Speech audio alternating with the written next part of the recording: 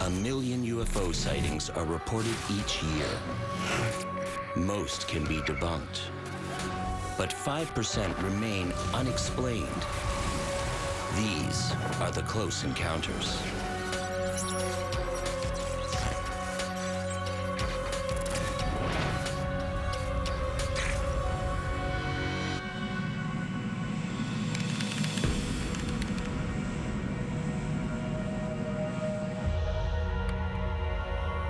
JL1628 Heavy, Anchorage Center. Proceed to Talkeetna, heading 215. On a routine flight, Captain Kenju Taruchi and his Japanese airline crew make their way towards Anchorage, Alaska to refuel.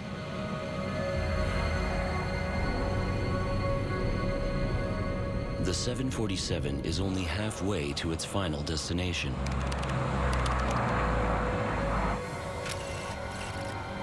It was a flight from Paris to Tokyo. It was a freighter. It had a shipment of wine on board. A large shipment, obviously, in a 747. Captain Taruchi was a very experienced pilot. He was an ex-fighter pilot in the Japanese Air Force. Many thousands of hours of flying time. Captain Taruchi cruises at nearly 1,000 kilometers an hour. The night is fairly clear. No storms in sight. But at precisely 5:11 p.m., something catches his eye.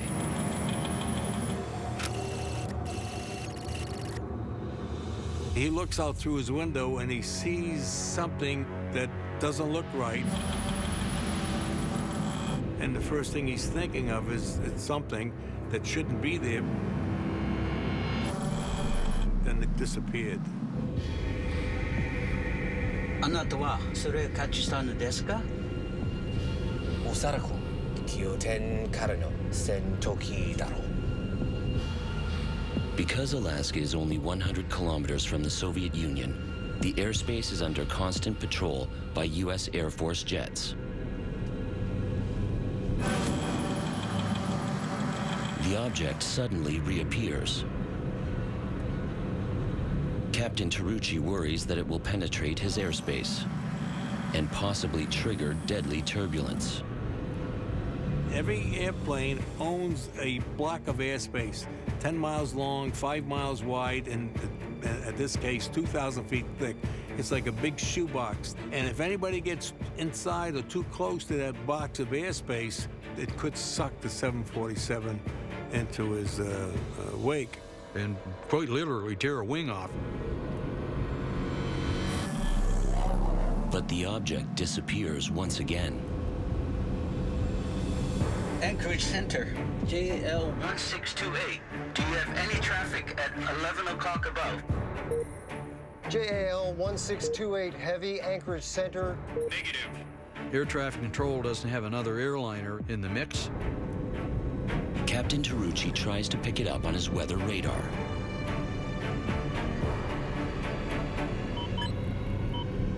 He sees this big blob that's moving toward him.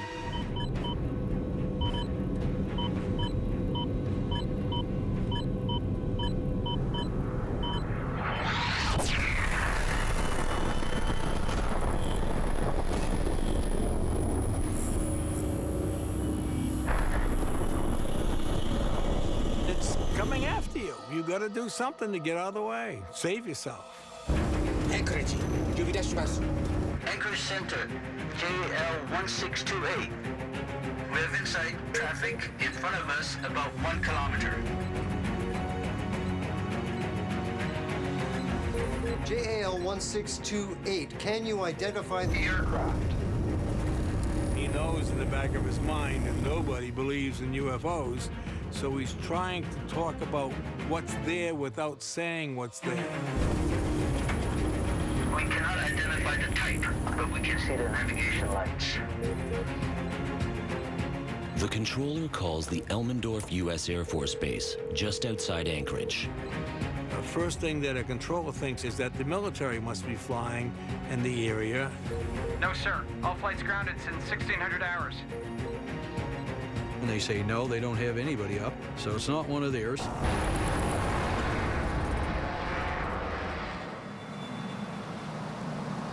Now, all of a sudden, the object seemed to have disappeared. 彼らは隠れている。 The Japanese pilot was questioning what it was doing. Maybe they just turned their lights off. Who knows?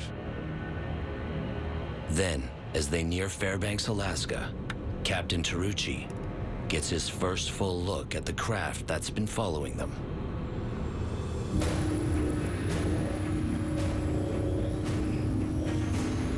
This thing was immense. It's 4 times the size of an aircraft carrier. In his mind, he said if that craft gets too close to us, it's gonna flip us over and we're gonna die.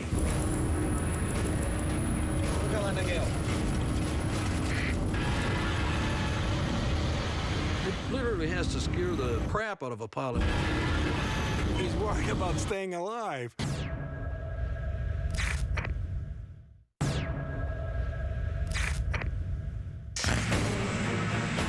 The crew of JAL 1628 believe they've spotted a strange object over Alaska, 4 times bigger than an aircraft carrier. Aircraft carrier is a city. They can have 12,000 people on an aircraft carrier, and figure there's 4 of them. As the object hovers ever closer, the crew is forced to deal with increasing turbulence. Seeing something that huge alongside of you, you know, it literally has to scare the crap out of a pilot. Request heading 240. Captain Tarucci decides to put some space between them and the mysterious object. Anchorage Center. Requesting object heading 2. The pilot requested to change his altitude, and it's coming in broken. JAL 1628, you're coming broken. Say again. The crew can't change their course without approval from air traffic control.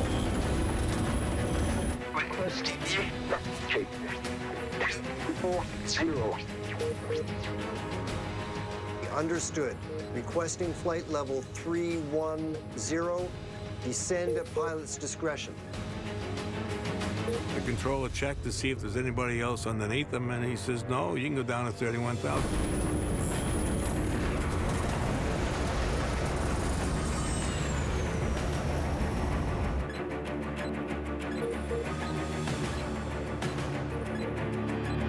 But the damn thing stayed right with them.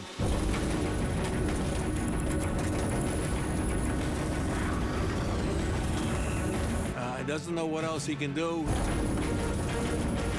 He's worried about staying alive. The controller calls for an unusual maneuver. JAL 1628, I'm going to request you make a right turn, 360-degree turn. Advise me what your traffic does. He's thinking that if this aircraft is following him and that he makes a big circle, that this guy will go on his way and it won't bother him anymore.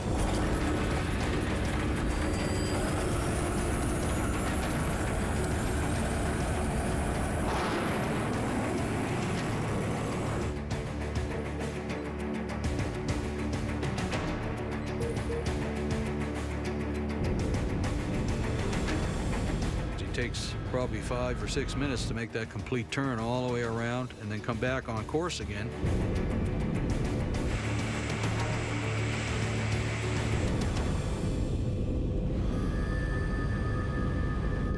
Nanimo. For the first time in over 20 minutes, the crew can finally relax.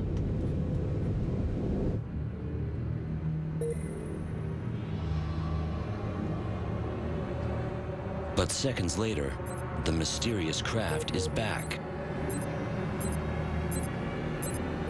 The thing followed them all the way around the turn. JAL 1628. Primary target behind you in trail. In trail. I say again. Can you see it? As the object draws close, the crew is hit with more turbulence. The air traffic controller has no way to identify the strange craft in his airspace.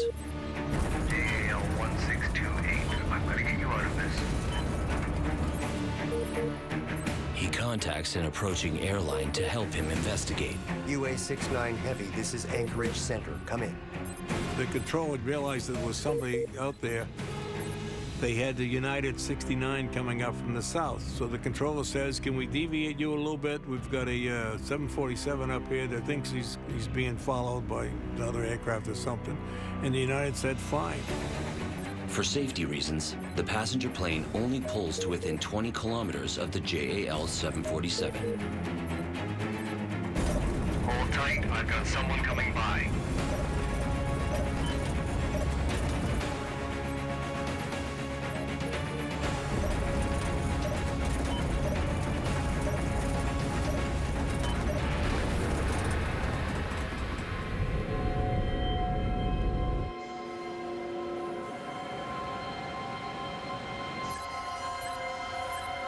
UA-69 Heavy, we've got the Japan airliner in sight, but I don't see anybody around him. He couldn't report seeing the object that Tarochi was seeing. JAL 1628. Can you see? The crew of JAL 1628 report that they too can no longer see the object. The 747 descends and lands. Nothing else happened, and he's probably happy to be on the ground.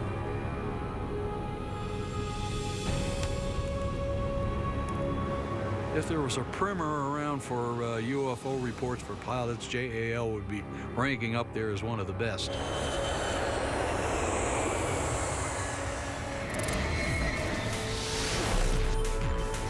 On landing, John Callahan immediately interviews the JAL crew. All 3 crew members provide similar reports of what they saw. That report appears to be backed up by radar data from the Elmendorf U.S. Air Force Base. They confirm that a very large craft was spotted that night near JAL 1628. But a group of UFO skeptics later issues a press release claiming the crew saw Jupiter and Mars. Another theory suggests that the strange lights were reflections of moonlight in clouds filled with turbulent ice crystals. However, all weather data for that evening indicates a clear sky with good visibility. Dispatch, car 407, proceed with caution.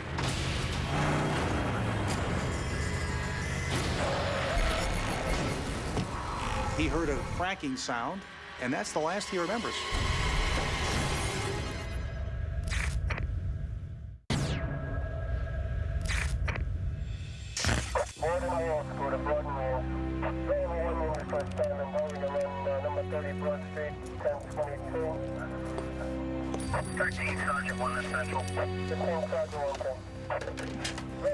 Marshall County Police? What's your location? All right, stand by. Patrol car is en route. Northbound 220. Suspicious activity reported. Multiple vehicles. Smugglers? Looks like it. On my way.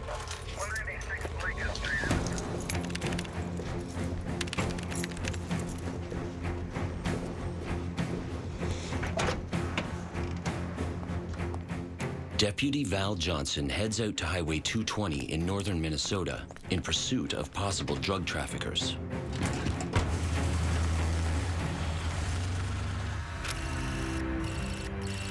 The Val Johnson case has lots of factors that make it stand out as a very distinctive event, and a distinctive event that says that something unusual happened to Officer Johnson. Dispatch, car 407, proceed with caution. Maintain radio contact. Dispatch 407, roger. The credibility of the witness is very important. Val Johnson was a police officer. When people come forward who are solid citizens in the community, that adds some good evidence to suggest there really was something there. Heading west, approaching Highway 220 now. Will advise. Copy that. When he radioed to the station, he noted the time, and the station officer noted the time as well, and that would have been critical in trying to assess what happened next.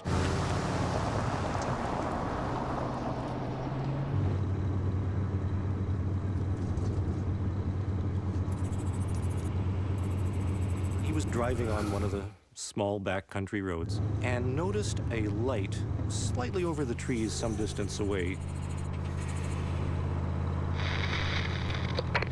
407 dispatch. Listen, Greg, I've got a possible aircraft low on the horizon. Could be a Cessna dropping their cargo. I'm gonna go check it out. Copy that, 407. Deputy Johnson only has a few minutes before the smugglers drop their cargo and take off again. He accelerates to a high speed, he thinks about 65 miles an hour, and tries to get closer to this thing. What the hell is that?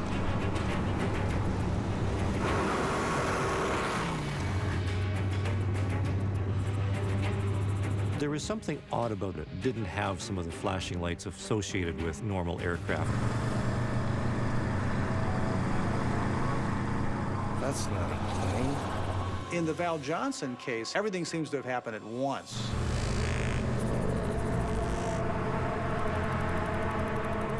And as he gets closer, that's when everything goes haywire. What started as a police investigation is about to become something altogether different.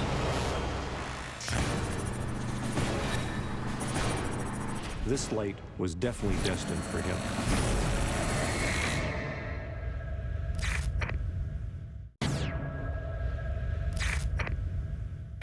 While patrolling the back roads of northern Minnesota, Deputy Sheriff Val Johnson spots a strange light in the sky. And at this point, he could see it wasn't a plane because it was this bright, very bright thing. It didn't have the running lights like a plane, and so he was beginning to realize that this was something unusual that he was witnessing. He was wondering what in heaven's name could this be? Whatever Johnson is chasing suddenly makes a sharp turn. The light comes right at him.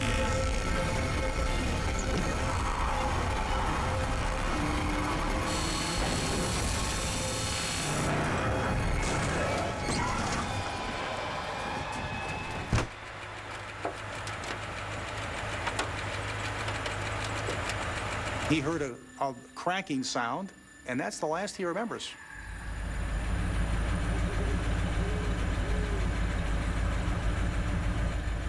He was unconscious for several minutes. Val was very, very confused and wondered exactly what had happened to him. He had no idea.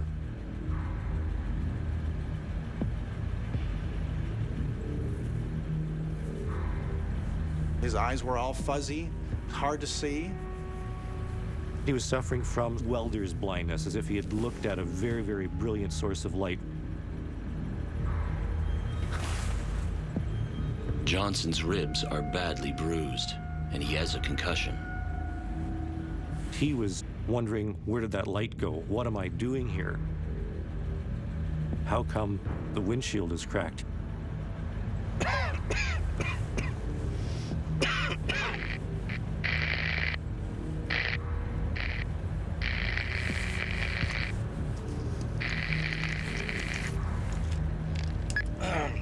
Dispatch, I don't know how to explain it. Something hit my car. His police instinct kicked in. He immediately radioed for help. Are you hurt, Deputy? Banged up a little. I'll survive. Hang in there, Deputy. Time is now 2:33 a.m. We're on our way.